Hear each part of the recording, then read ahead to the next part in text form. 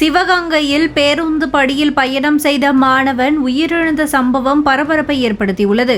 சிவகங்கை அருகே ஏனாபுரம் கிராமத்தை சேர்ந்த நாகவேலு என்பவரின் மகன் சந்தோஷ். இவர் 11ஆம் வகுப்பு படித்து வருகிறார். இந்நிலையில் சந்தோஷ் தனது நண்பர் சூர்யாவுடன் பள்ளி செல்ல மினி பேருந்தில் ஏறியுள்ளார். அந்த பேருந்து கூட்டமாக இருந்ததால் இருவரும் படிக்கட்டில் தொங்கியபடியே பயணம் செய்தனர். அப்போது பேருந்து சிவகங்கை ஆதம் பள்ளிவாசல் அருகே வந்தபோது முன்னே தனியார் பள்ளி வாகனம் சென்றது.